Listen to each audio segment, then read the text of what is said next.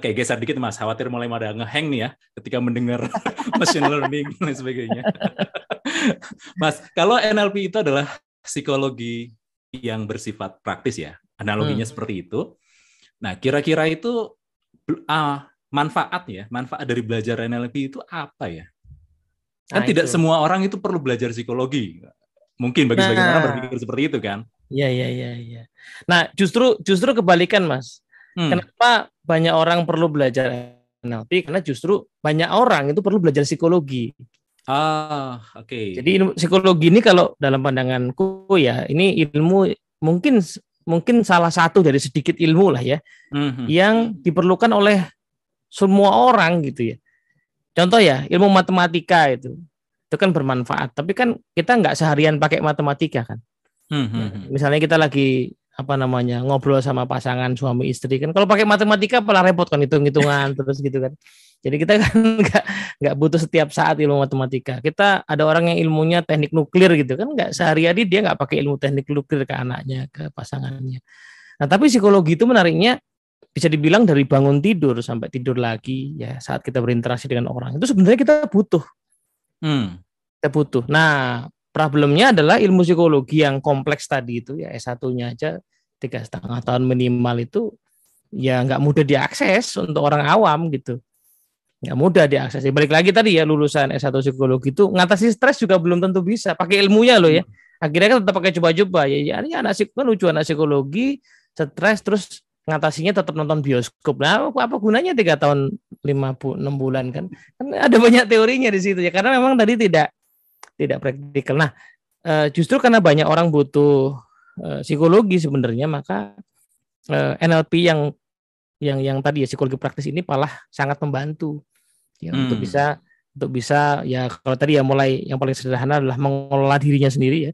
Setiap orang yang suka terbawa perasaan itu pasti butuh NLP. Entah bentuk perasaannya adalah males ya, tadi dendam ya, sakit hati, kecewa, atau kebalikannya ya, perasaan senang, bahagia, kadang-kadang tidak pada tempatnya ya.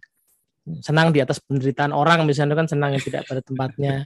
Itu kan perlu dikelola ya kan. Nah, masa mau ngelola perasaan itu terus harus kuliah dulu psikologi, kan repot ya. Tapi kan ilmunya psikologi itu ya, cara mengelola pikiran perasaan kita itu. Oke, jadi kalau dari jawabannya Mas Teddy, NLP ini diperlukan untuk mereka yang punya perasaan dan butuh mengelola perasaannya. Betul. Mereka yang suka terpengaruh perasaan lah gitu. Oke. Kalau ini kan secara general berarti ya Mas ya, secara umum adalah bisa bantu orang untuk ngelola dirinya, ngelola perasaannya. Kalau contoh konkretnya mungkin itu NLP itu ngebantunya itu persisnya seperti apa ya Mas? Nah ini contoh sederhana lah ya. Kan kita mungkin ya secara umum orang timur lah mungkin sering banget dapat nasihat tentang wah supaya hidup tentram itu banyak-banyak cari hikmahnya lah gitu ya. Nah itu kan kalimat yang kelihatannya sederhana gitu ya. Padahal ya ilmu hikmah itu salah satu ilmu yang cukup advance ya. Nah pertanyaannya kan ya, ini saya punya kejadian nih ya, handphone saya hilang, sepatu saya hilang ya, kerjaan saya hilang misalnya gitu. Nyari hikmahnya gimana gitu. Ya kan nanti kadang-kadang lama baru. Nah di NLP itu ada satu framework misalnya namanya framing ya, ini dibahas di buku kita. Setidaknya misalnya ada beberapa belas pola ya, untuk menarik hikmah dari sebuah kejadian. Nah itu bisa dicobain satu-satu. Jadi kejadian A pakai pola A, hikmahnya kira-kira apa? Kalau pakai pola B, hikmahnya kira-kira apa? Sehingga kita punya setidaknya beberapa belas alternatif pola hikmah. Tinggal dipilih yang cocok dengan kita, yang cocok dengan situasi kita, yang cocok dengan seraknya kita lah gitu. Yang jelas hikmah itu sesuatu yang jadi bisa di-exercise, bisa dilatih gitu. Nah itu contoh praktisnya salah satunya ya. Jadi kata praktis di sini adalah memang si NLP itu dia nyediain sebuah apa ya istilahnya ya, teknik atau pola yang bisa dibilang siap pakai gitu ya Mas ya? Ya, betul. Jadi ngomongin misalnya mau akrab sama orang gitu kan kalau kaidah umum yang sudah kita tahu ya, cari cara masuknya ke dia gimana. Itu kan kalimat umum ya, kaidah umum. Nah, cara masuknya itu nanti di NLP namanya pacing ya.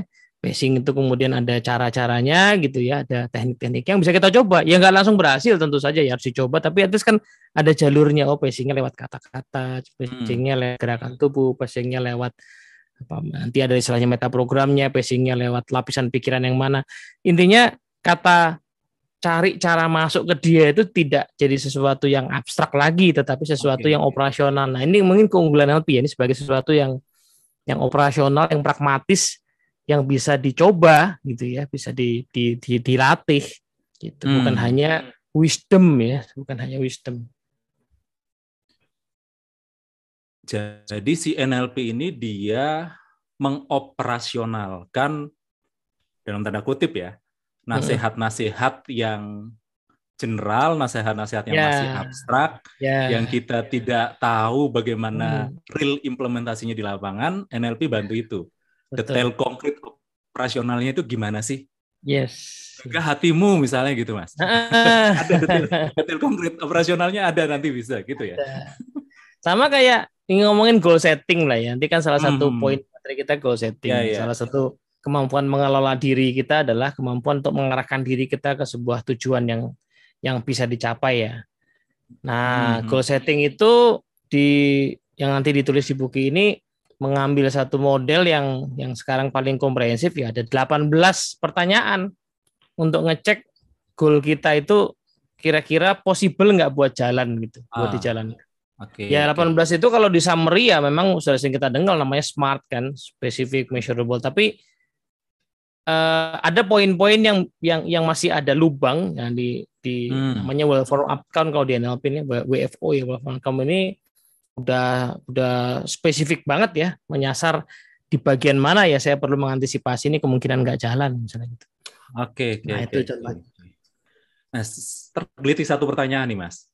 Kadang-kadang kan orang udah bikin rencana, udah bikin goal setting, tapi terus kemudian jalan setengah jalan, mungkin baru 10% perjalanan, terus katanya kehilangan motivasi. Kalau nanya ke para teman-teman motivator kan, ya bangkitkan kembali motivasinya, temukan why-nya. Nah, itu ada yang konkretnya nggak di NLP? Mempertahankan motivasi itu gimana sih gitu? Nah itu, jadi poin pertama adalah nanti yang cukup signifikan di revisi di buku ini adalah kita akan bahas soal visi, Mas. Visi itu gaya bayangan imajinasi jangka panjang tentang diri kita ya di ujung-ujung usia lah gitu ya. Itu kita bahas itu. Nah itu sebenarnya yang kalau dipikirkan dengan benar ya, direnungkan dengan benar dan dikunjungi secara teratur ya. Nanti ada daftar pertanyaan yang akan bantu kita dan contoh-contohnya itu memungkinkan kita punya why yang tadi yang cukup strong gitu ya. Kalaupun nggak strong ya bisa direvisi ya, diupdate gitu. Karena itu kan program yang kita install dalam diri kita ya. Nah, sehingga balik lagi ya, why itu sesuatu yang operasional, bisa dibuat, bisa di-create. Ya, langkah-langkahnya ada gitu ya.